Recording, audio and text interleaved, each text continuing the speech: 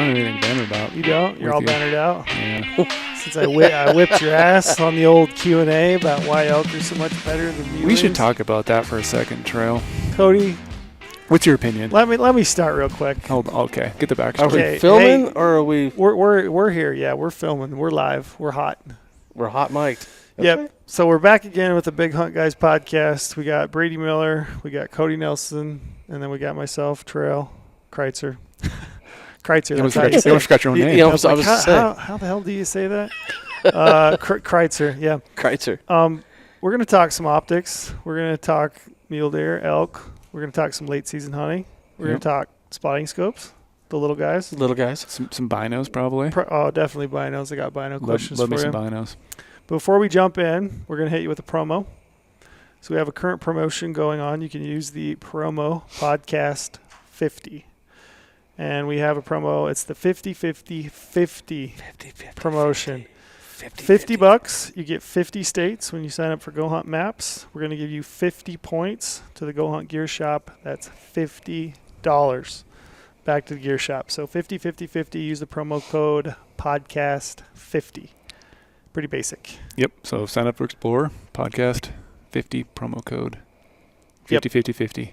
And also, just a little tidbit.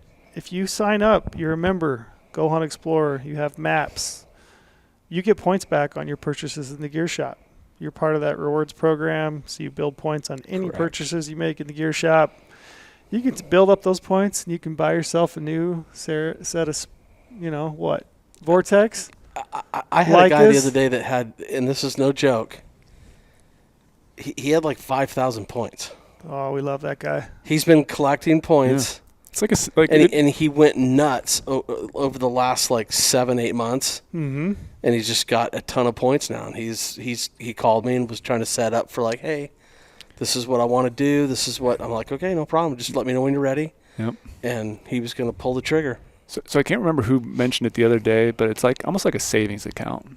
It is a savings account. But here's the bigger add-on I want to throw out. It's a savings account that your significant other does not know about. So just keep that in mind. Slush fund. Yeah. Yeah. I like that. Yeah. I coined it here first. If GOHUNT wants to use it, they have to ask my permission. Big Hunt Guys only. It's just tucked away for your own private use. Absolutely. Yeah, so use the promo code podcast50. Get some points, get maps, get some gear. Yep. So we're going to jump in.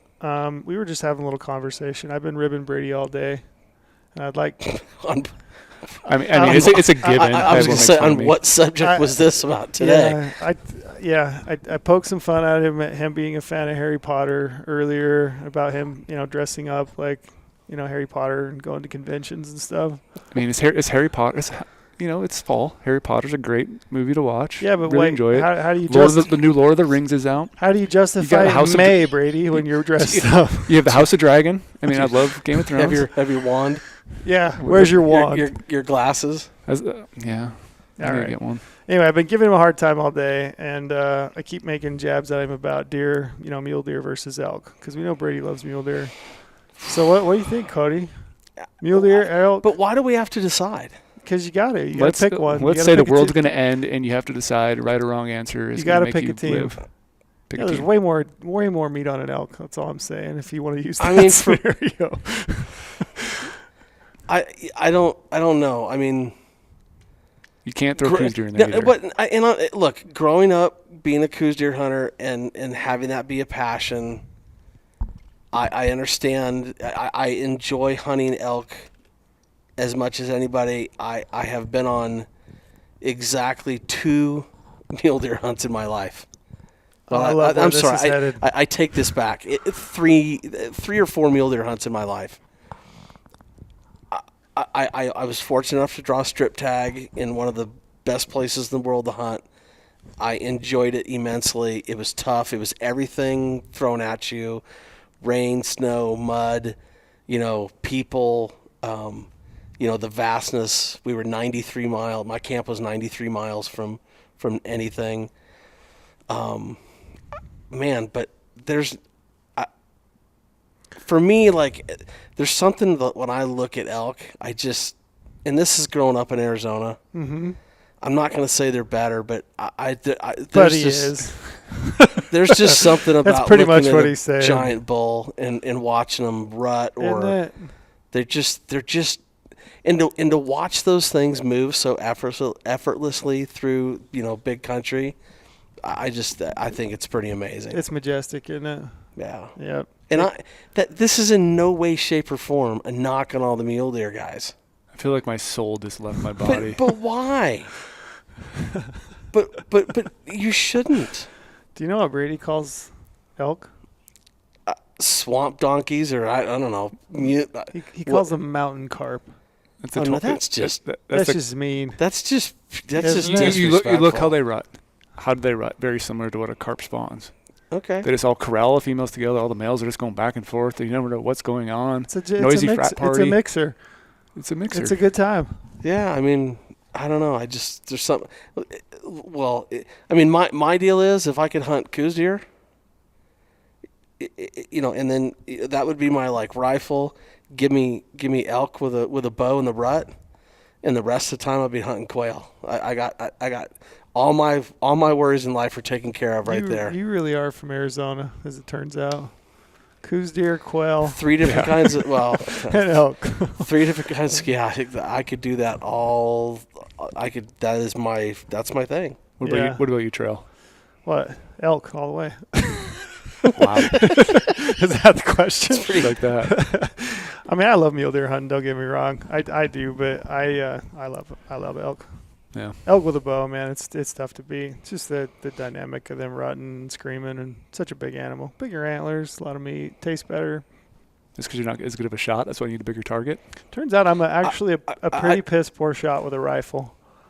Your story you told me the other day was. I will tell you that I was amazed at how big, the bodies were on the mule deer on the strip, and that was my first time I'd done. I mean, I hadn't really been around that. I'd never been on the strip. First time, kind of went at it alone, and researched and talked to as many of the guides and people that were willing to talk, and I had probably some golden nuggets but no one can describe to you how big that country is, and then how big the first time I walked up, I was just like, you gotta be kidding me. I'd like to experience it once. Someone that I knew drew a tag, or just somehow I get invited. Like, I just want to see what it's like and just grind it out. I think it'd be cool. Here's the thing, Brady. I just had a thought. So if you walk up on a bull that you killed, and he's a 260-inch bull, yeah, still looks like a pretty good bull. But mule deer, it's got to be 100, and it's got to be a pretty significant buck to walk up on that buck and be like, "Wow, that is a big buck." And I'll say that as you guys were talking, I was thinking, I will say, like, when you kill a truly big mule deer, walking upon that animal is pretty special. Yeah. There's definitely, you have a different feel for a big mature mule deer. I'm talking, for me, I'd say 180-inch mule deer, and a 200-inch mule deer, I've only ever killed one, but walking up to that thing, it was pretty amazing. Yeah, I would.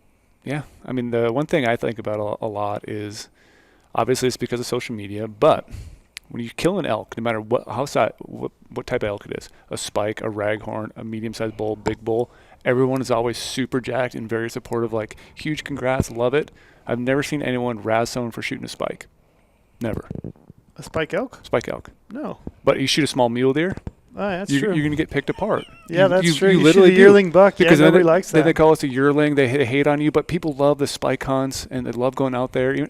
Even shooting a spike on a hunt where that's legal, you can take any bull. Like, people still jacked on you. But there's some reason there's hate thrown on a small mule deer when that person could be whatever, they may be hunting for 5 years and they're still jacked on it, but someone will hate on that person for shooting a small deer. Yeah, that's true. It's the same thing also with bears, which is a whole nother discussion, but like, shoot a small bear, which could be the same age as a spike elk, you're going to get ripped apart for shooting a small bear.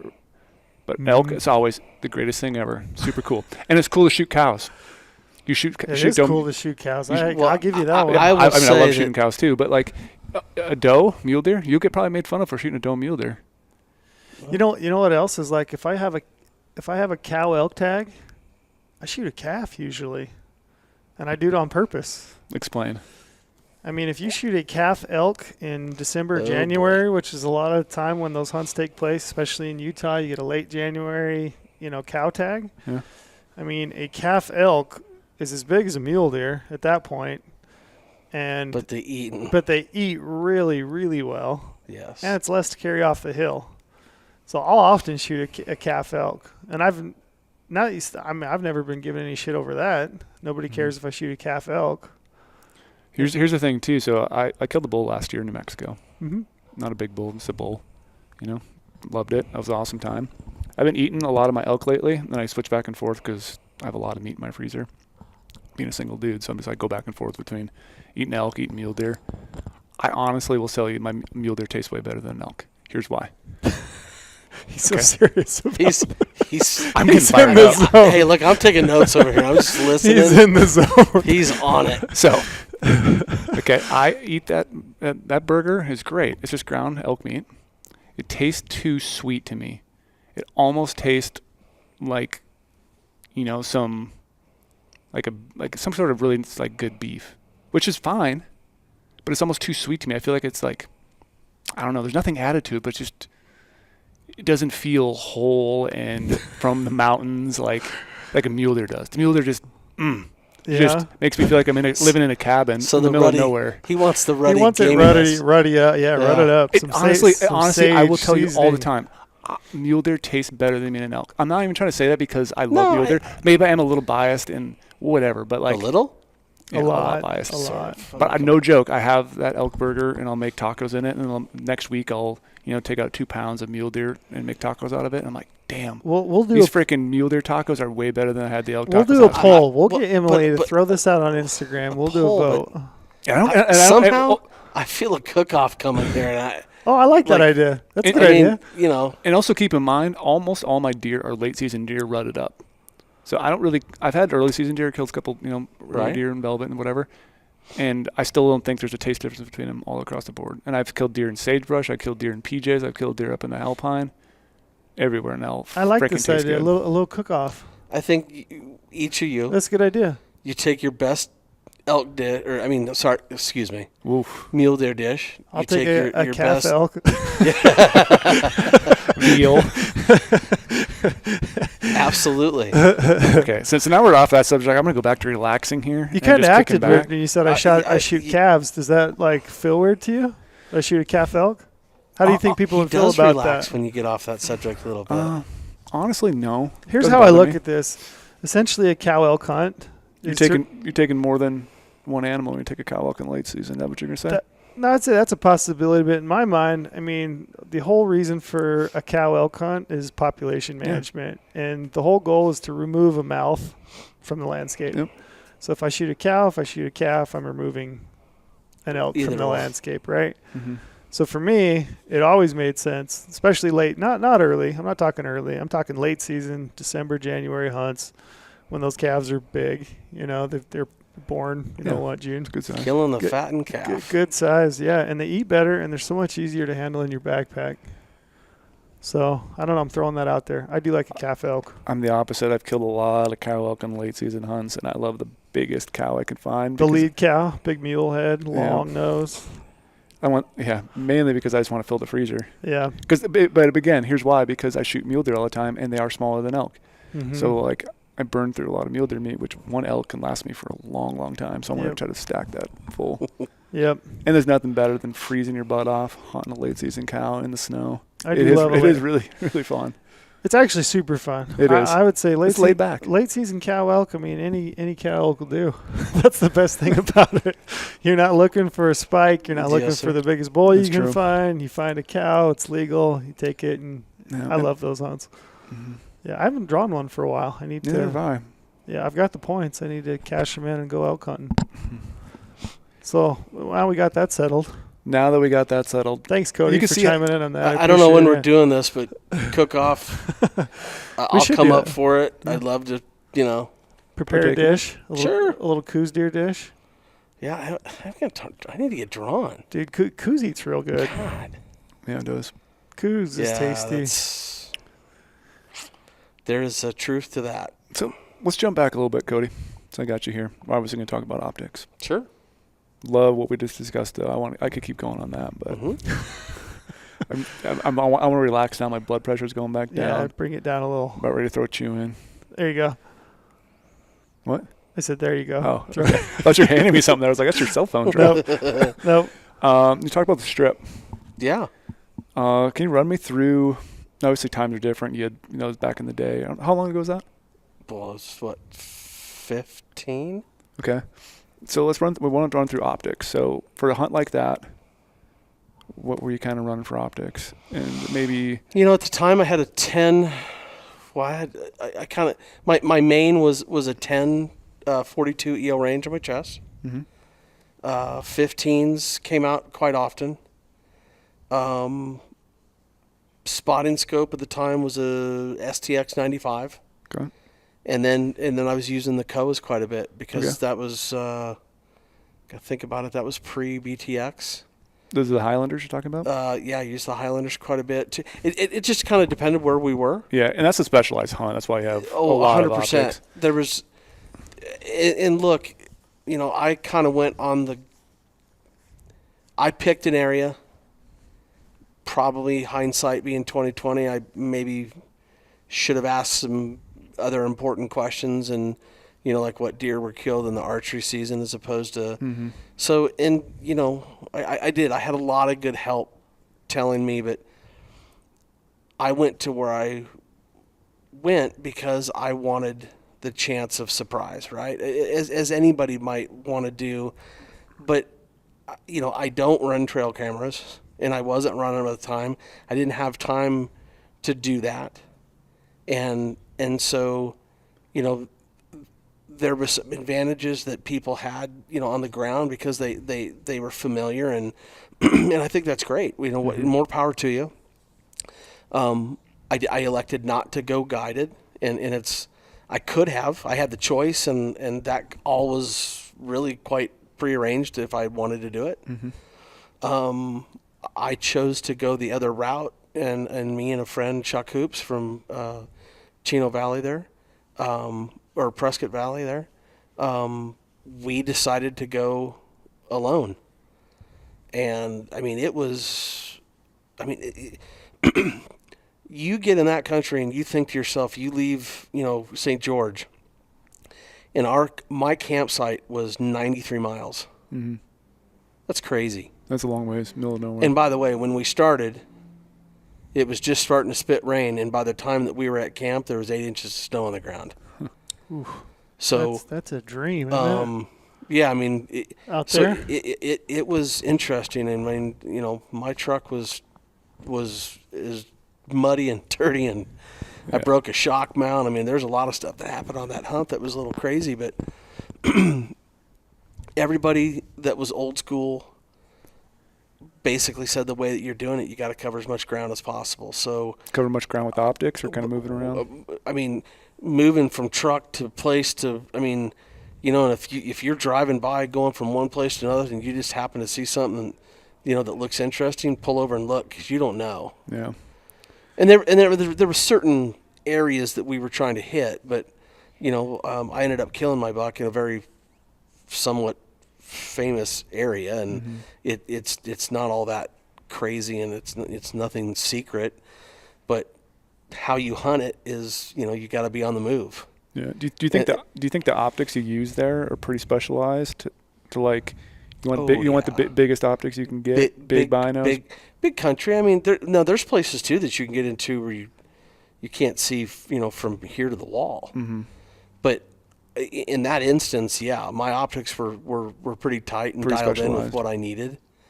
And I used the 10s on that hunt as much as I used the 15s. Really? Just because it was, again, you're moving from spot to spot, and there's so much movement, and you're just kind of hoping for the deer to move in to where you're at. And we went 2 full days at 2 separate periods and never saw a deer. Wow. That's just a strip, though. So by the time, 100%. By the time the time came around, we finally started to see stuff happening. And so, if I had to go back and do it again, would I have elected to, change and and do that a little different, maybe I would have realized that the rut was really coming on strong, and maybe I could have used those 2 days to my advantage. But I don't go back, and I mean, I killed a beautiful buck, and I mean, it was an incredible experience. It's So just, mule deer hunting is better it- than elk. Gosh, it's just man, answered it. it's just that country is just gigantic. Yeah. And for those people that aren't aware, I mean, the strip is, I mean, explain what type of habitat you're talking. You're talking pinyon and juniper sage, Yep. right? Not a ton of elevation. Yeah, I mean, you can get, when you get down south, towards Dellenbaugh, I mean, you can have some timber, and I mean, there's some places that are definitely down there that have timber in it, and Ponderosa pine, but it's not all like that. I mean, Yeah. there's big pushes that are, but most of it's pinyon, juniper, and sage, Yeah, it's pretty open country, huh? 100%. Yep. Well, and then when you get off to the west side too, and you start to get in some of that desert red, rock country, and that's man, there's some interesting stuff over there. So that's good. I just want to jump around and ask you that quick before we moved on to something else. Yeah, But out of a 'cause- lifetime, I often put in for it first choice just to see if I can draw it again. The guys that are they're listening to this, I drew it with 2 points. Oh, wow. I You're that guy. I literally went in, and I normally put in for whitetail hunt first choice late, and for whatever reason, I just on a whim was like, you know what, I'm just going to try this one. I wanted to do it, wanted to see what it was all about, and I put 13B for my first choice, and put a late whitetail for second, and lo and behold, I drew it. I could not believe it. Wow. Incredible. 2 points, and man, did I get a lot of crap for that one. I would definitely give you some. Yeah. Yeah. I'd be pumped So, for you, but and you do. I felt there's some guys that that I'd met along the way that had been waiting 20 years to draw that tag. So sorry. Somebody's got to draw. I mean, if that's Yep. the way the draw system works, it is what it is. What is it? I keep telling Brady, one of these days I want to be the guy that draws one of those. I've never really had I it. want to know what it feels like. Me too. To open my email, not expecting to draw a tag and see that successful and just I fall get- out of my chair. I I expected. guess I had that once. I drew that Southwest Montana mule deer tag one year, Okay. and I only had minimum points too, and guys have been waiting their whole life for it. But it Yeah. wasn't like, it's not like it's a great unit, but it's not like some other state that it's like more trophy coveted that everyone knows about. Yeah, But the only time it's ever happened to me is on Utah bear tags. I've drawn 2 bear tags in Utah. Filled neither. Yeah. Filled neither. Both of them completely unexpected. I think I had 2 points for the one time, maybe 2 or 3 the other. But yeah, both bear tags. For whatever reason, I'm like, man, couldn't that have been an elk tag yeah. or a deer tag? I'd take it. Thanks. I'd take it. But yeah, it hasn't happened to me yet. But one of these days, Mm-hmm. I hope that it does. Well, I want to. That was an awesome story, by the way, Cody. So Yeah. you keep diving in. Hunt of a lifetime. I would tell anybody to try it. Yeah. Try to get drawn for it. I do it once in a while just to see if it'll happen again, just at a chance, and I'm getting up in points again. So I'm like, well, it doesn't hurt to try. Yep. So Trail, I want to know about your optic setup right now on most hunts. I don't think we want to go around the room, just like for like a, Mm-hmm. I don't know what we should call it, like wherever you take A round normal- table. Round table. Yeah, I've been using pretty much the same setup for probably 5 years, I guess, at this point, which is a pair of Leica Noctivid 10x42s. nice piece. Yeah. Probably 20 years ago, I went into a shop to buy a pair of Swaro ELs. Mm-hmm. And I walked in, money in hand. I looked at the binoculars that they had available. I said, I'd like to look through these ELs. And then my brother had bought a set of Leica Ultravids. Yep. And he said, just look through them. Just let your eyes, do the talking. And we took both pairs out, put them on a tripod, pretty close to sunset. I spent probably a half an hour going back and forth between the Leicas and the Swaros. And I like the Leicas. So I bought the Ultravids. It's not uncommon at all. Yeah, and so when it came time to buy another pair of binoculars, which, like I said, it's been about 15 years, I guess, before I bought another pair. Do you like you like the coloring better? Did you? Was there something? It's a color thing for yeah, me. and that's the most common answer given when Yeah. we talk about Leica, versus Swarovski it's the color. Yeah, it just popped a little more for my Yep. eyes, whatever it be. And it was a tough pill to swallow because, like I said, I walked in there, cash in hand, being like, I'm buying a pair of ELs today. And I walked out with a pair of Ultravids, and it felt kind of weird because I was like, I don't know if I just did the right thing because I had my mindset on these ELs, right? But yeah, love the Ultravids. Came time to buy some new optics. Did the exact same thing. Put the Noctivids. Looked through them. Love that glass. I bought a pair of Noctivids, and I've had those for about 5 years. Yep. Spotting scope. I've got a Swarovski 65. It's the HD 20 by 60 by 65, which is packable for me. I can throw that in my backpack. I don't feel like I'm sacrificing too much because it's not all that heavy. Straight angled. Angled. Yeah, I've always liked the angle just for comfort of glassing. But like I think I said, maybe last week on a podcast we did, you might be winning me over with the side acquisition, the speed of it. Yeah, Because I've had a couple instances this year where threw the spotter on, couldn't find an elk as quick as I thought I should. I just think that when you find something, you lock down your head, pull the binos out, slide the straight on. My spotter's always kept at the lowest power, so I immediately have as big a field of view as it offers. Yep. And generally speaking, I've marked what I'm looking at, and maybe take like where the animal is on from that reference point, and then basically have tried to put the spotting scope so that is now showing me that piece. So with that reference point and the open field of view of the lowest power on the spotter, man, I can hone in and find something really super quick. And I'm not saying that everybody always wants to mix it you versus me or whatever. It's just not that big a deal. I'm not going to tell you that I don't think that angleds are more or less comfortable, because they're not. They're more comfortable. Yep. But I'm talking about site acquisition, like acquiring it right now. Yep. I want to jump in. I got 2 points here.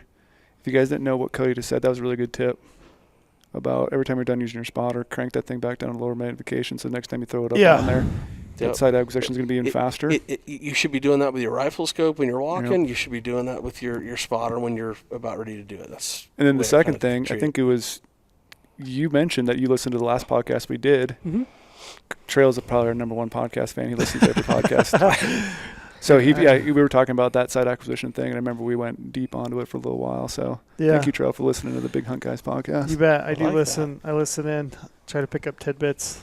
And then I have a Leica 2400 rangefinder, just the Rangemaster R. And I've had a pair. I also have a pair of Vortex 12-50s, the UHDs that I use from time to time. Great piece of glass. Yeah.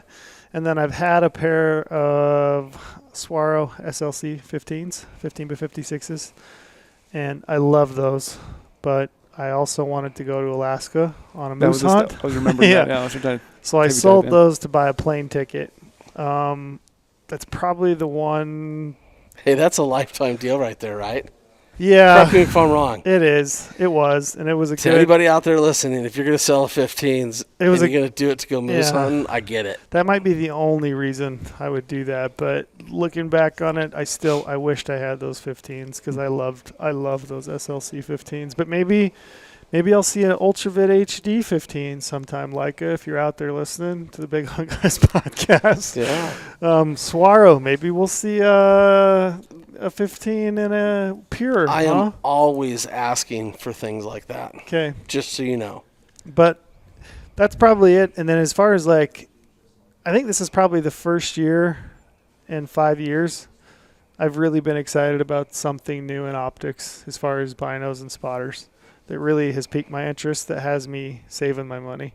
Sure. And that's the new spotter from Swaro, the little guy. Sitting on the table right here. The ATCs and the STs. Yep, the ST and the ATC, right? So those definitely have probably one of my paychecks in their future. So the guys or gals who are watching the podcast, you're going to do a whole paycheck on one of these bad boys. I can't wait to. Yeah. unless Porter wants to up my pay, so I can just I have a little bit of breathing room, so I don't have to put my Christmas whole check bonus. into it. Yeah. Yeah. So people are watching the podcast on our YouTube channel. We finally have one of these in our hand. So I'm holding it right now. It's pretty tiny. It Really is. tiny. It's a rock star piece of gear. So one of those, and then I had a chance. I looked through a pair of Pures. Oh, The Pure 10 might be the most amazing piece of glass. I love that thing. Well, I love the glass. what I like changes the it for me in the ergonomics. Pures is the Field of view. it's the field of view, because I'm an 8 guy. I've always been using 8s Yep. typically, and because it's got a 400-foot field of view, I love that wide field of view, easy to handhold, super bright. And you put a pair of 10 Pures right now in my hands, and it's like somebody just gave me that extra power, but I still have the 400-foot field of view. Yep. And the ergonomics. God, I don't know if anybody talks about just the size of the those. hourglass. The weight. The way they feel in your hand. Feeling your hand thing's a big thing to me. Yeah, I absolutely love that. So, yeah, I mean, I've had times. They basically twisted and lengthened the prisms in there to get that shape and feel, and I mean, it's Gotcha. nothing like it. Yeah, I've taken photo. Matter of fact, the first time I ever picked them up, I thought they were. I literally in my mind, I was like, these feel like 32s. Yeah, they do. Yeah, you're right. That's how small they are. Yeah, but I've taken photos of my Noctivids. I've cleaned them up. I've taken photos, and I've almost hit the post button on the old Instagram, like for sale. I've almost done it a few times, but I haven't quite done it. But maybe. Maybe after this hunting season. Yeah, if anybody's listening and they're looking for a really nice pair of Leica Noctivids, Use Noctivid. Well, They've glassed up a lot by the of way, big bulls in their day. that's a great value. slide into my DMs. I might be selling. Yeah. So that's probably it Let for the me. bidding begin. Yeah, that might be it for me for glass. But those two pieces, like I said, Pure NL Pure Swaros, the new Swaro ATC spotting scope, are probably the most exciting pieces of glass that I've looked at in 5 years. Was today the first time you looked through it? That's the first time I've seen that. Yep. Yeah. Well, I think what's interesting, what's happening, and I've been getting just a ton of questions about it, and I think what's interesting is that the sheer amount of people that are literally changing, and that maybe they're not changing, maybe they're just finally getting what they kind of really want is. So many people are trying to lighten up the load, and not just lighten it up, but make the footprint in your pack smaller. Yeah. Well, you give somebody a set of 1042s or maybe a 1242 NL and give them that. Well, that's a pretty light package. Yeah. That's a pretty effective package. Yeah. I don't care where you are. So, and that. What was really fun about that is that, I always look at a spotting scope, and especially, and I'm really, really zero in on this, but, the exit pupil is I always look at the exit, like if you divide 56 by 2 and you're at 28 power, you're going to have basically a 2 millimeter exit pupil. So generally speaking, a lot of times at 2 millimeters, you start kind of a little bit of point of diminishing returns, and I was just super impressed with how long it held out. Yep. And I was completely blown away by that, and I'm super excited about it. I can't wait because I will have one in my. It'd be kind of fun. I should bring in. I've got an old 25 by 50 gold ring. Mm-hmm. That's just that piece that's that big, and. Yep. I've got a 12 to 40 by 60, and I've got some other pieces. I got an old. My dad had I used to borrow it like it was mine. Anybody else ever do that? Yeah. It was a 15 to 45 by 60 Balch & Lomb Elite, and that was actually a really. Balch & Lomb was that was kind of a step above the Bushnell thing, and that was a really good piece of gear, but that was super lightweight. So it'd be kind of fun to put all this on the table and just look at it. You're literally a walking museum of optics. I've got enough pieces to kind of show the ages. Yeah, the thing about it is I'm not willing to sacrifice the efficiency of the glass for the weight. It's like I'm not, you know what I mean? I'm not going to do that. But if this is optically, visually, Here's something that's clear, interesting about that. I would. Because I know where you're going with that, and I agree with you. Because the questions that are being asked right now is like, well, hey, well, okay, so if I use my, like you said, you had a 65. So if I use my 65, like where does one take over and the other begin? And really quite simply that, you got to figure that out for yourself and your eyes and how that looks. But, you got to answer that question. Like, okay, but your 65 is higher in weight in space. And so at what point does that matter to you? I could almost see myself going to one of these for backpack hunting, and then somehow, beg, borrow, coming up with some money to put in an 80 millimeter or an 85, a bigger front country. Yep. So here's what's interesting about this. What I found, somebody said, I'm not quite, I think it was Tom at Swarovski, or I'm not sure who actually said it to. Maybe it was Jason. Or if you look at that, and if you've ever looked through a pair of EL Swaravisions, essentially that's what that's really what you're looking through. And I haven't, I'm kind of going out on my own and saying this because I think there's just some things that need to be talked about that piece. That piece is integral. It's all one piece. Yeah. It's not an eyepiece coupled with a body. So there's filters in there that are not there. So you're not, it's all one piece together. And I don't know, is there light loss? Yeah, that's a good question. So there's some really interesting things that are happening with that piece that I found to be really, really, man, when you're looking through it, it just was a really enjoyable piece to look through, pretty much through the entire power range or magnification range. Am I understanding you correctly then to saying that this potentially maybe has a little more clarity because it is one piece versus a two-piece I think body that and an eyepiece? I think there's less lost in it because of that. Yeah, gotcha. I mean, because, and I'm not, and by the way, are you trying to sell me one of these? I think I've already done that. But yeah. But that's the thing is that I had you at hello today when I walked in with it. Yeah, you did. But I think this isn't to degrade anybody else's stuff, but I've been asking for a compact spotter for more than a decade that was made by the big three. Mm-hmm. And I'm not trying to it's not about knocking anybody else's gear. It's literally about, this is the kind of stuff that's been being asked for. People think I was nuts, but the first time they introduced the modular series, and you can call Jason at Swarovski and ask him, first thing I did was say, hey, that's 65 right there. Can we throw a 30 power eyepiece on that?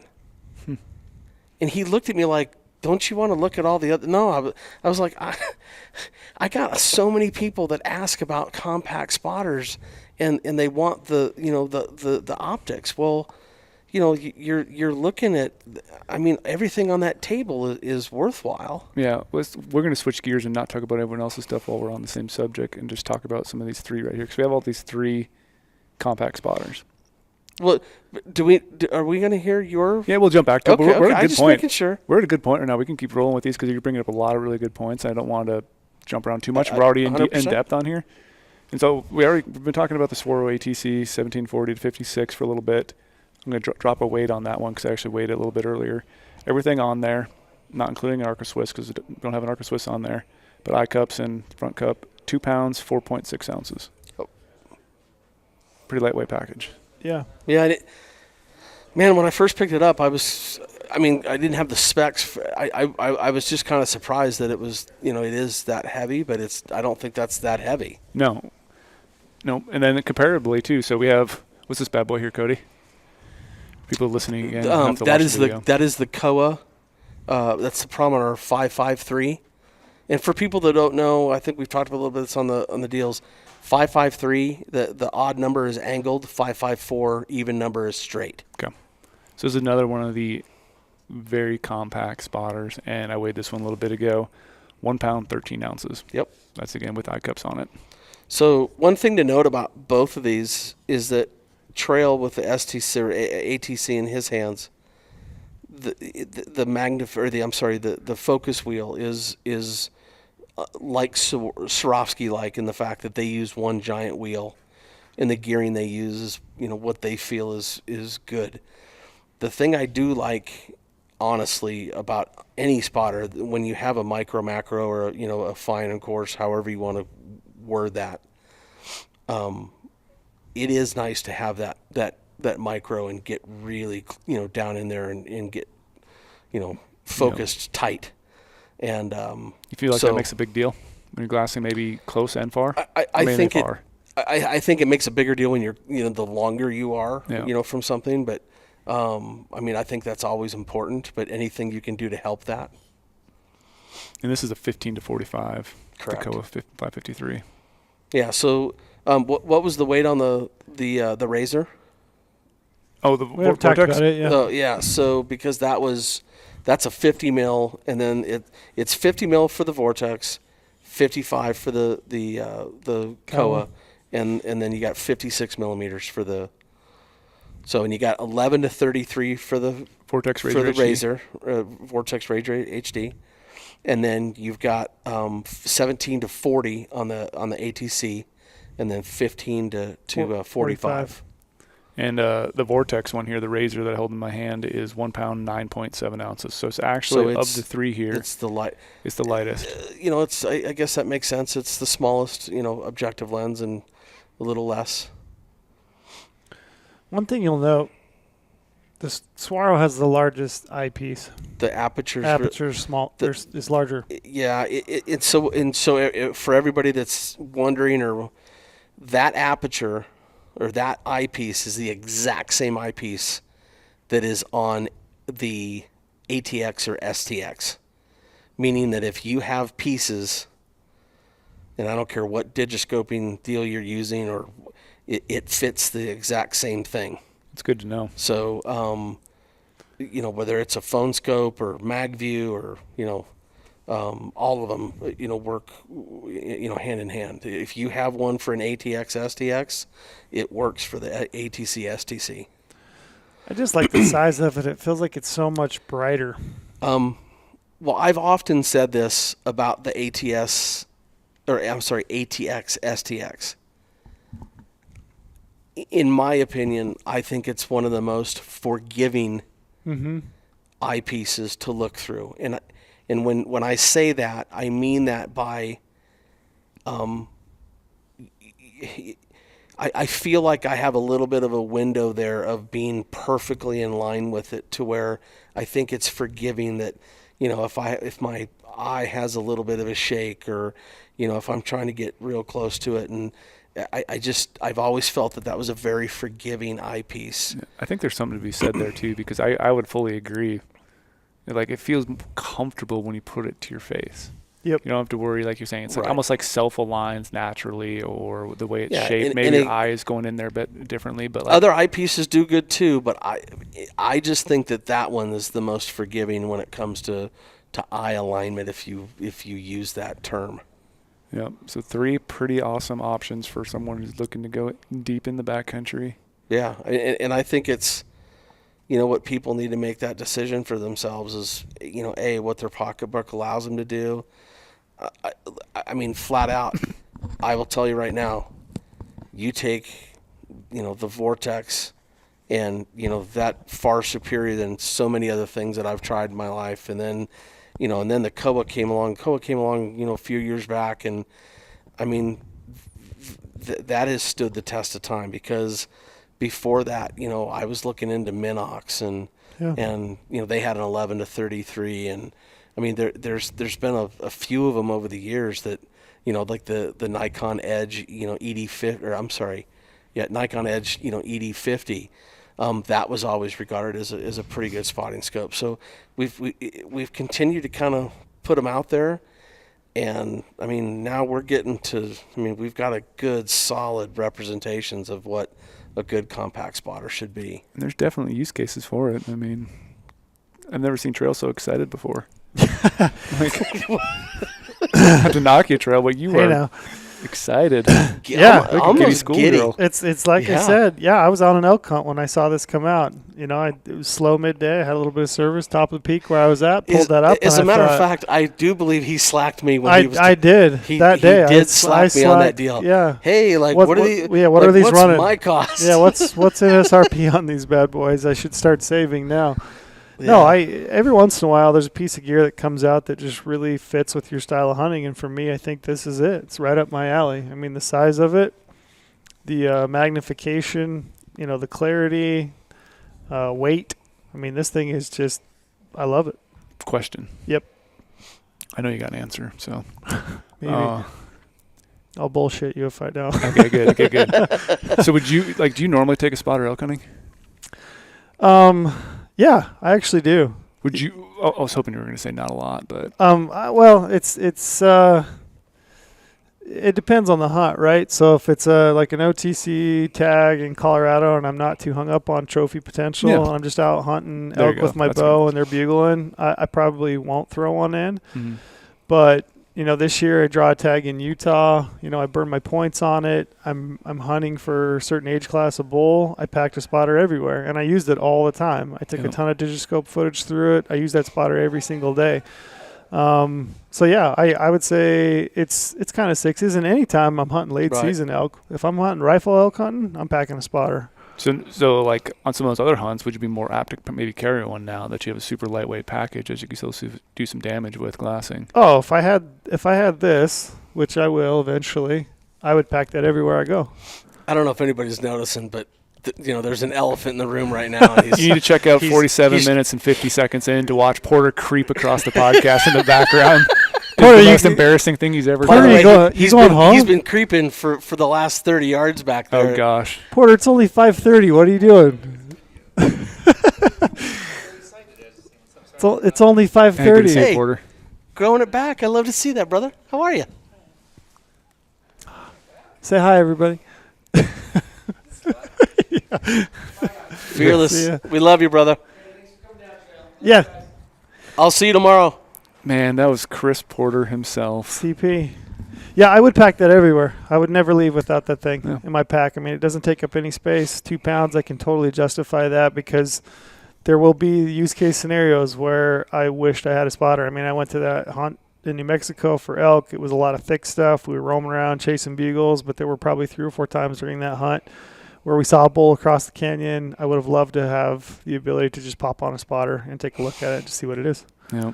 I just think there's going to be those moments where, you've looked at it from 2 miles, you know what's up there, and guys are going to want to sprint up in there and take a look and get close, and maybe they got their 10s or 12s or whatever they're doing, and they just want to throw something quick up there, and Yeah. and it's going to take a lot of poundage out of people's packs. I tell you that. I mean, in reality, also, if you're antelope hunting, if you're mule deer hunting, if you're coos deer hunting, and you don't have a spotting scope, I don't know what Yeah. you're doing. Good point. Just dropped a bomb. Write that down, folks. Right? Yeah. There's You gotta have Trail one. just called you out right there. Period. You gotta I don't know have, what you're doing, but you gotta have a spotter. Yep. I think. I mean, Mm. I would never leave home without a spotting scope, and I dig this thing. I'm super excited about it. It's like I said, it's pretty rare I get excited about a product, but I'm jacked about this one. Yeah, and you guys all know too. I love bear hunting. I think bears are my second favorite animal to hunt. They're over elk. So fully that's out there. That's out there. They're over elk for me. So it's mule deer 1, bears 2, elk. I don't even know if to make top 5. Whatever. But anyway, He's harsh. I know he's I just wanted to take that Mean. stab. He's mean. You guys are maybe on one today. So the one thing I really loved when I first saw this, I instantly thought of how We need to get him a shirt that says "doesn't play well with others." Yeah, that's right. is how awesome this spotter, the ATC, is going to be on a bear hunt. Because I've been packing around my 115 and my BTX, or the 115 and the ATX for a while. Yep. I love that thing. Absolutely love it. I paid for it fully. It's my baby. I'm going to use it all the time. But bear hunting, I don't need to judge antlers or horns or anything. I just need to know if it's a good bear. Mm-hmm. Right. And sometimes I'm glassing bears really far distance, and I don't want to hike all the way over there to then find out it's a small bear. Right. Like, because my binos aren't going to do it, but I can have this guy that's going to do exactly what I need, super bright, and I'm going to tell how big it is. True. And I'm not even limited by power either, even though it only goes to 40. I can still judge a bear with this spotter right here and then go over there and kill said bear. Like, this is a game changer for the guys 100%. going crazy spring bear hunting. I think the thing that's going to be really interesting is that, every once in a while you do something and the for most of my glassing life, it's been 10s, 15s in pack, and in some monstrosity Giant of a spotting scope. Okay, Mm-hmm. and this was maybe even before the Kowas came around with the Promenade 32 by 82s, blah blah blah blah blah. Right, awesome, love the whole experience, but those moments. Like, I remember the first time that I ever took a pair of 1032s on a tripod, 1032 ELs, Mm-hmm. and just had a little 65 millimeter spotting scope like you have, the STS. Mm-hmm. And you think to yourself, like, where'd the piano go? Like, where'd the weight go? Yep. Well, I mean, that's a lot of heavy gear. Yeah. I'm not saying that's right for everybody and not whatever, but there's a lot of guys that are just, I can hear them like just licking their chops, trying to get after the 1250s or whatever in a small spotter. And I think you're going to see, some people really kind of grab onto these, Yep. in the ATC, I don't care how you slice this. It's just putting a lot, there's so many people asking about all this. I'm getting questions about all the compacts. It's not just them. We're bringing awareness. Like, people are asking questions, and they're looking at ways to cut and do things and make their situation better. And that's the beauty of this whole thing. We keep saying it. It's about having choice. Yep. And we just added more choices. That's what I love. Yeah. You're bringing sexy back. That's what you're doing. Hey, when you're blessed with this, you got to bring sexy back when it comes to the spotter. I mean, look at that thing. These things are Look really, at them. All three of them. yeah, they're sexy. A thing of beauty. Yeah. Yeah. I think if it makes, I always say save the weight if it makes sense. So if it's not going to make you a better hunter, keep packing the weight. Look, But if it's as good or better and you can save the weight, then make that purchase. if I always it comes back to like when you're selling and when you talk to people and you say you're like, what is your main focus? And they're like, hey man, I like finding animals, like digiscoping. I like good quality pictures. Well, okay, I'm just gonna like point this out. Don't go with the 50 millimeter. Yeah, get the 90, get the Hubble. Get whatever. Yeah. I mean, so you got to go with the gear that makes Sense for you. sense for what you're doing at that given moment. And like the new Kowa 99. I mean, there's guys taking some outrageous, digiscoping pictures with that Kowa 99. Yeah. So that's a tool, and it does a specific job. Yep. But it's going to cost you when it comes to weight Yep. and size. So, Cody, while we got you here, I'm going to switch gears. Do you care if I switch gears? Totally. Were you ready to switch gears? I was ready to switch gears as well. Anything else on the horizon? Optics, tripods, tripod heads. There's always stuff in the works. Mm-hmm. I would tell you that there's some stuff that I'm working on, and I should say we are working on. These are not like, oh my God, knock down, drag out. These are just things that have come available, and it looks like, hopefully we're going to be able to carry them in the shop. And some of it's priced right, and performance is good, and so we're trying to offer more and offer better. There's going to be some things that we are looking at trying to do with tripods, and I'm trying to let the cat out of the bag, because some things have to fall into place and make sense and work.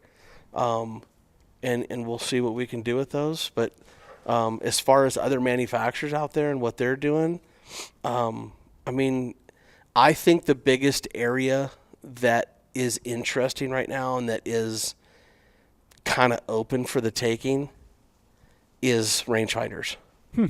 I don't even think that we're getting to where we're starting to nail things down, but I don't even, because of the patents and everything involved with them and there's a reason why all the compact spotters look alike, and it's because there's patents involved. So I think the farther we go along and the longer we get away, I think you're going to see things change. They've got to eventually. With Leica coming out with the new Pro Series, there's some crazy stuff going on with that.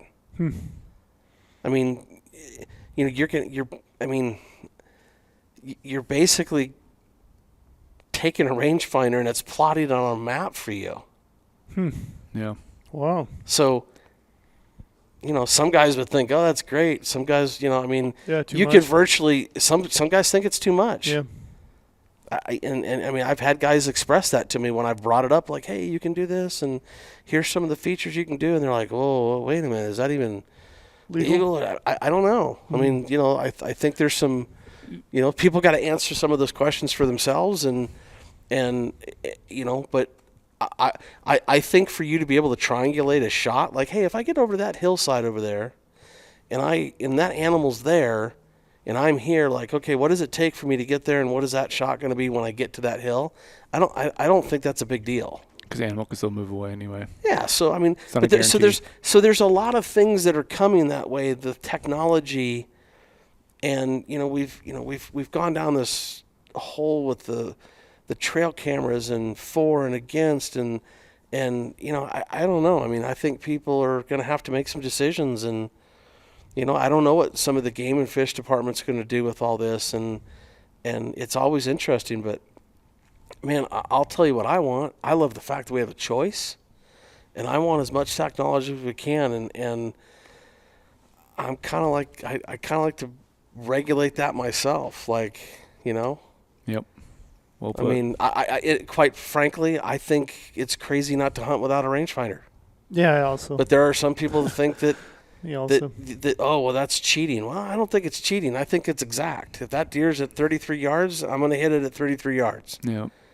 And so I think there's arguments for all this. Some people, I've gotten comments where people brag on me for using, the Kowas or the BTX. Well, I've always thought that my time behind something is valuable, and if I can look at something far away and then go pursue that, I don't know that I see anything wrong with that. I don't know. Everybody's got their own thing out there, but I'm just happy that we're getting choices. Yeah. We've been asking for things in optics and rangefinders, like buttons on the right side, and like I still think you should be able to switch the button back and forth like the Zeiss does. We go over to light switch over there and flip it on over there, and we can flip it on off over here. So, I think we can do some of those things, and I think we can make it so you have a choice. Yeah. So I think we keep hammering on those things, but Yep. I think there's a lot of that stuff coming. But Trail, to be specific, I don't have a lot of specifics right now. Mm-hmm. But I'm excited for the future because there are some stuff coming. So Just quickly, yeah. do you think we're getting close to hitting the ceiling with optics? Like, we're not going to get clearer, they're not going to get better, they're not going to get... Okay, so you guys have been through this. Like, do you remember when the ELs originally came out? Mm-hmm. Mm-hmm. Everyone was like, Swarovski SLCs, Zeiss 1040s, all this stuff. Like, there's no way you can make them better. Yeah, but they did. Well, then all of a sudden they come out with the EL, and it just blew people's minds. People were going crazy over it. Then you think to yourself, well, when I first understood and heard the ELs, I was like, come on, like, really? Like the glass, like, it's good, but like, and then all of a sudden you look through them and you go, holy cow, where'd the field of view come from? Mm-hmm. Well, so all of that stuff keeps coming, and you keep thinking to yourself, what's next? I mean, you look at the gains. I mean, the gains are in field of view, and then ergonomics of the actual body. They made them lighter. They made them smaller. Lightweight, right? How long till you see an optics that's gathering data with your field of view? You see that, you see an animal, you click it. Over time, it develops AI of what a search image looks like. We're going Terminator now, boys. It determines the search you know image. What, though? But it's like, maybe you should spend an some hour of that here. Stuff is, how about that, Brady? That might be a little much for me. You like that one, didn't you? But I there's like your deep thoughts. But here's the thing, though. There are some things that already do that. Now, I shouldn't really talk about them because I haven't used them. But I don't know. I don't need anything I don't need anything to aid me in finding or not finding. I'll do that on my own. Like my time and my experience and my dedication and my experience, that to me is you're honing your skills every time you're out in the field. Exactly. I don't need to enhanced anything to tell me what what I am seeing or not seeing. Did it detect movement or not movement? I'm not interested in any of that. But would a new person be interested in that? Maybe. Oh, absolutely. I think they would. It's It just cuts that barrier of entry, at what point do you cross the line though of fair chase? Yeah. Which to me, I think you're going over and above and beyond what I feel comfortable with personally. I mean, it's kind of like thermals right now. Thermals, same thing. Night vision. They're way too far on the other side of the direction for me. Too far. Me too. Have you guys looked through some of those thermals? Yeah, No. I've seen them at the shows. It is ridiculous how good they are. Yeah. I mean, I was able to look through the Leica one after a dinner one night, and it was through a scope, not on a rifle, but I was in a parking lot and looking down the street. It was ridiculous. It was scary how good it was. Yeah, I think that's too much. I think it's too far once you delve off into that realm. Yeah, we've all been sitting there thinking every now and then, like, man, wouldn't it be great to know how many animals are here right now? But I think about it though, really, and it's like I don't know if I really want to know. I want to be able to find it for myself and not have something else. Well, that's point them out to me, like being able to detect. I've always thermally. said this.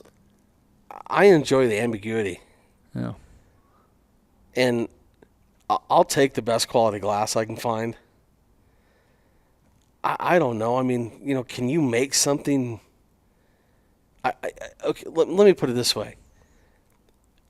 The best glass that we know of or whatever is like what, 92, 93%,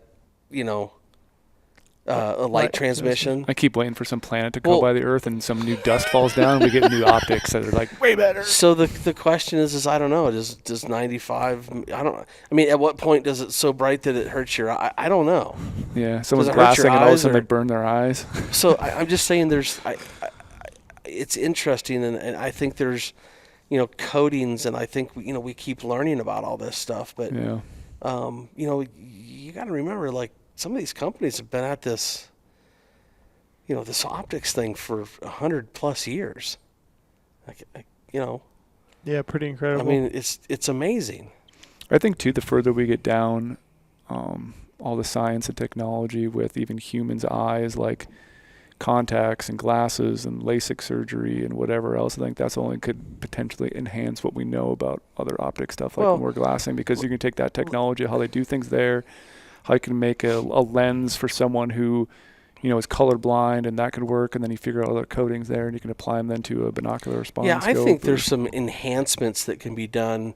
I had a guy not too long ago that I actually had to call some people and talk, like medical stuff, because I was like, okay, well, I just want to make sure that I'm understanding, and this colorblind, and it's an interesting thing when someone can't differentiate between certain.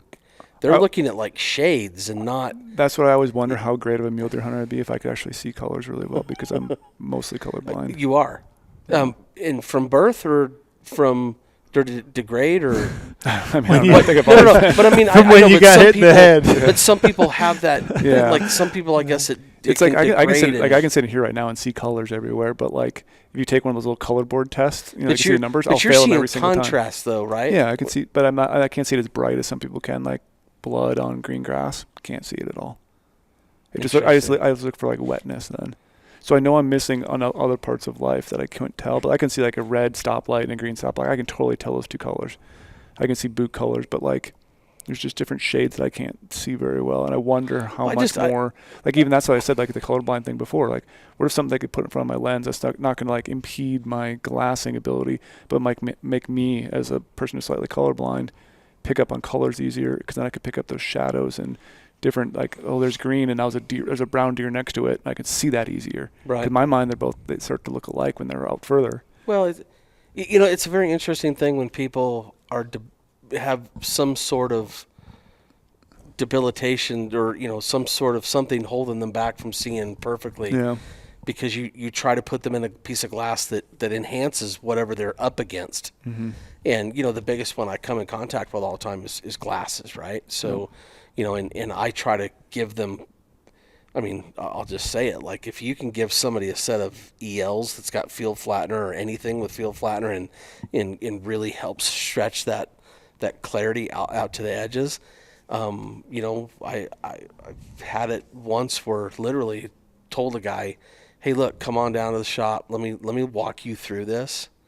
And no one had ever told him before that you could, turn the eye cups down and look. It was like somebody turned on a light for him. And the guy literally almost got like teary, like wept. Yeah. He'd never been able to see good. Yeah. I can also do that. I can pop my contacts out, put binos up, and I can focus them so I can see through them without any. I don't mean this in a funny way, but it cost him a couple grand that day. But he literally was like, "Oh, this is the best money I've ever spent." Yeah, Mm-hmm. It just changed his life. So I think there's things out there. I'll take anything we can get, but with everything, I think it just has to make sense. And like my eyes, just in the last year. I've started wearing readers for computer work and certain things I'm fine. I can read the Vortex stuff and whatever on the deal, but sometimes when it's small stuff, man, I need readers. So I don't know what that would feel like if I couldn't go out and put my eyes behind binoculars and glass. That would be, that would crush me. Yeah. So. Piece of gear that I liked this year? What's that? That little AZAC bino adapter. Rydell's done a fantastic job with that. Man, that thing works so well. And it's, I dropped 4 ounces, I guess, from what I was using. So I think that there's, I'll tell you my thoughts on it is that I think it's a piece that, first of all, I think everybody ought to have one to have a backup. Yep. And I think for a guy that's truly counting, because not only did you get rid of space around the binocular, you don't have to have a plate with it because it's Arca Swiss. Yep. So there's a lot of things that he's taken away there that I think are, weight savings and functionability, right? Functionality rather. Yeah, with the way that plate slides in with my VA5 head, I can just slide that thing in. Yep. It's got the little safety post that pops up. And it doesn't bother you that it's slightly offset. No. In fact, I like it. Yeah, so I like it better. I put mine on the... It's interesting to say that. Yeah, okay. I put mine on the right barrel. Okay. For a right-hander. So Okay. it kind of puts my face a little bit, farther left of the tripod head. I actually think it's more comfortable. I like it better. Interesting. Yeah, I didn't notice. So really the only any time I difference ever at see all. that being a disadvantage is when you look the other way. Sure. Yeah, Because you might now be moving back around. you got to get around farther yourself. back around. So yeah. there's going to be some little hang-ups, but Sure. I think it's a great little product, and I think he's done just a fabulous job with it. Yep. And we'll have to have him down here. He's just a super passionate guy, and he's just wanting to build cool stuff. Even that handle on the VA5 head too, Absolutely. that carbon fiber handle, and you can cut it shorter. And Yep. I was like, Trail, I've been using the AZAC quite a bit, and it's grown on me a lot. And I really love it. By the way, have you guys played with the clip for the Mini? No, the InReach mini clip. Yeah, you guys got to Haven't seen try it. that because it's legit. It works. I know we carry them right in the Go and Gear Yep. shop. I haven't personally seen it. Yeah, I have to update my inReach before I did that. You're doing that, man. I'm still using the old DeLorme, But yeah, I love that thing, and it's been, like I said, anytime I can save weight and I still have the function that I need, why not? I don't even think that sucker weighs a half ounce. Yeah, it's tiny. I think it weighed is like 0.4 or Yeah, it's 0.3. nothing. It just goes over the barrel on your binos. You tighten it with a little set screw, and Yep. I love the fact, like I said, I can ditch a base plate. It's really easy to slide in and out of my tripod head. I like the way that it sits kind of off to the side. So that was It's kind of a home run for me this Yeah, year. I think that's awesome. Something simple. Yeah, I love that thing. And we've been selling a good number of. I mean, actually, a really good number of them. So I think it's I carry one in my pack, and I know that there's going to be a time where that's certain pieces that'll be my go-to. Mm-hmm. But yeah, so I think between him, the thing that I love about all this is the bino adapters. Mm-hmm. Is we got tons of choices. Isn't it funny that for so many years we just had, I've been carrying that Stable-Lite plate, the Leica Stable-Lite plate Right. for, I don't know, 15 years probably, maybe Well, 10 years. And I used to laugh at the universal tripod adapter. Yeah. And then I started using it, and the thing that I find so valuable about it is that I'm testing optics so much. There's nothing that, I mean, You just drop them on there and go. I just drop them on there and go, and I mean, I think that there's a lot of value in that. Yeah. So It's just I funny how love things it. can change just that quick. People could look at things just slightly differently, I a new think way to do it's- it, and you it's lose about weight and perspective. functionality. Yeah, I agree. Just changing your viewpoint and looking from a different angle and seeing, it makes me a better salesman, truthfully. Yeah. Yeah. I mean, you have to. Yep. You got to test it all out. I learn something new from people every day. Like, well, why is he asking that question? Well, let me ask him. Yeah. Oh, well, hey, this is what I do. Oh, well, okay. So if that's why you do that, well, why don't we try this? And, you figure out that there's a whole new way that he does that. And you're like, okay, cool. So I can help somebody else some other way. Heck to the yes. Yes, sir. That's all I got. Do you have more for Cody? No, I'll just run through my optic setup real quick. I'm Yep. going to get in a deep discussion on it because I beat it to the ground. Everyone knows what I run. But I just got the Vortex 12x50 UHDs. I will never, ever probably get rid of them. Never switch over from a 12. Love 12s. Absolutely perfect for me and everything I do. I know I get a lot of questions about when am I going to switch to the big dogs for binos, but honestly, I've looked through them all.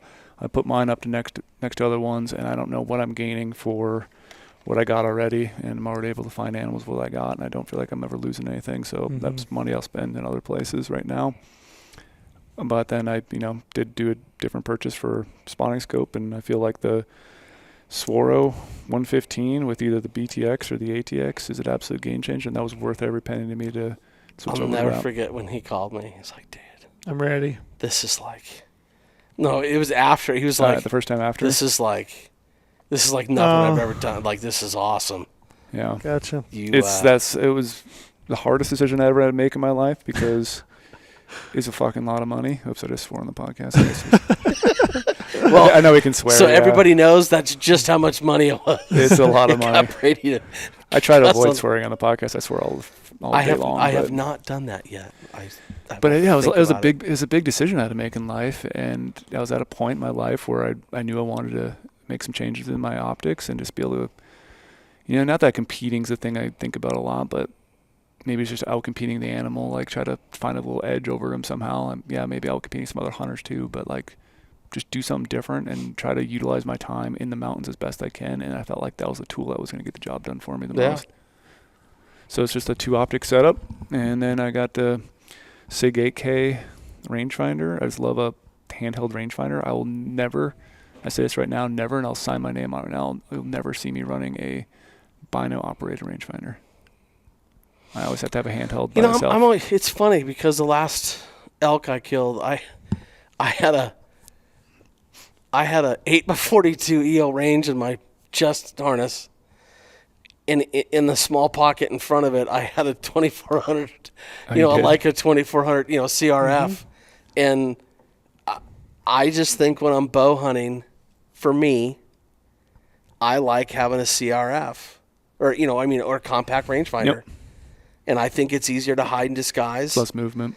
I'm not going to tell you that I would never have one versus the other, I think but I'm pretty set on my decision. I would just tell you that I will always have a compact for hunting elk in a bow situation, and I will continue to use the 8x42s like I've been. Yeah, it might come down to just time, and maybe I see a product that eventually meets my needs. But when I look at something, I want it to excel at that one thing and that one thing only. Right. Like I feel like you could show me both optics. You could say the optic clarity is great on both of them, but to me, you're giving up something when you're adding a bunch of extra junk into it. It might not be junk, might be great products. I'm not trying to say anything bad, but like, to me, I feel like binoculars are meant for binoculars only. A handheld rangefinder is just a rangefinder. I'll never glass through it because I'm not going to look through it. I don't want my binos to have either. It's bigger binos, bigger to deal with, more things that could go wrong potentially. Maybe I can't use it then. I don't have it. Well, like I don't know. Just my thoughts. I like have simplicity on. But those are the things to bring it back full circle. Those are the things that I think will get better with technology. Yeah, exactly. Maybe eventually I'll see something I like. Is when we get to a point that maybe optics, coating wise, and glass and things won't, should I say, compromised? Yeah. I think we're getting better at that, and like the EL range TAs for me was a just a crazy good experience, and it was phenomenal. Yeah. I mean that's an awesome piece of glass, and you've got, the ballistics behind it, and I mean, I think those are the things that we keep getting better at. Yeah, and I think I'll throw one more blending those two. Then one more caveat on there too. Why I like having a compact rangefinder and separately from my binos, because my binos are on my chest. They're always collecting heat from my body, and then when I'm out shooting, whatever, it might be long range practice, it might be shooting in hunting conditions, I don't want my binos or whatever to get super warm, and it takes that temperature is going to be different than when I'm actually going to be shooting it. That's why I always take that compact rangefinder, set it in the shade next to me, or set it somewhere where I can grab all the atmospherics before I take grab the dope on it. And I feel like if I had it in my chest or on my body, it's going to actually warm it up more than what it really is. Okay. So when I go and range something, it's probably not going to give me the correct, MOA dial or windage or elevation. That's an interesting question as to what and how is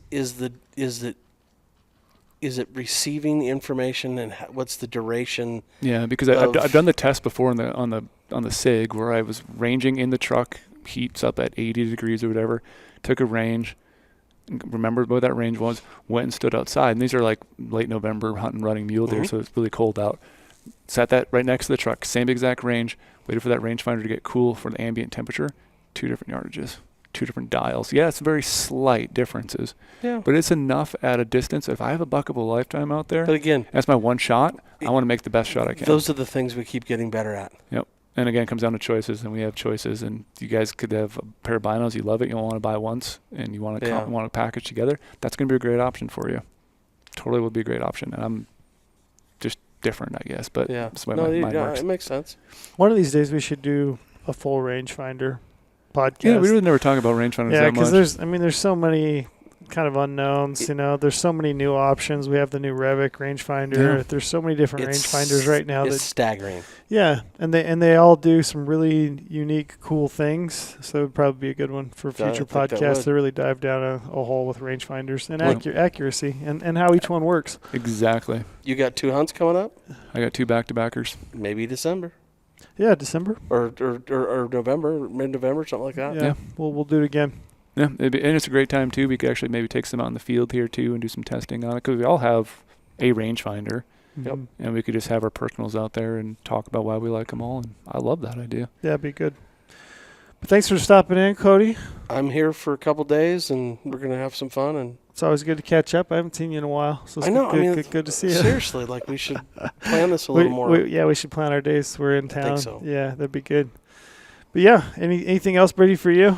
Nope. I just, like I said, I appreciate you guys too, and thanks for checking out. Always remember too, promo code podcast50 right now. 50. Get you 50 states for $50 and 50 points back in the gear shop. That's $50 back in your. One little slick announcement. Oh. Got a little rebate going on. Instant rebate. And it'll be. I think this is going to come out after the start, but I believe it's the 16th of October through the end of the year is what I believe is happening. There you go. Slick tripods. Slick tripods. They're doing an instant rebate, so it'll be reflected right on the product detail page. Yep, and cool. It's instant, and we're all good. Gosh, Cody's dropping bombs. Get a tripod. Hey, that's always a good Christmas gift. Oh, amazing Christmas gift. You can never have too many tripods. Yeah. Sorry. You'd be a Can't. hero for that. I love tripods. Yeah. I just wanted to thank you guys for getting me all jazzed up earlier. You're welcome. Next time I'll not steer the direction down the mule there now because I'll get pretty fired up. Brady's going straight to the gym to work off this frustration. He's gonna hammer it out. But Brady, good luck on your hunts. Yeah, I got 3 mule deer tags coming up, so it's my time to have some fun and really looking forward to it. So I'm looking forward to it all year, and Hey Brady, I'm gonna go crazy, Brady, do my thing. turn over your right shoulder, like hard. Right shoulder. Yeah. Oh gosh, maybe look at that big old coos. Or the elk. The elk. I think that's what he's Either saying. or. Yeah. Either or.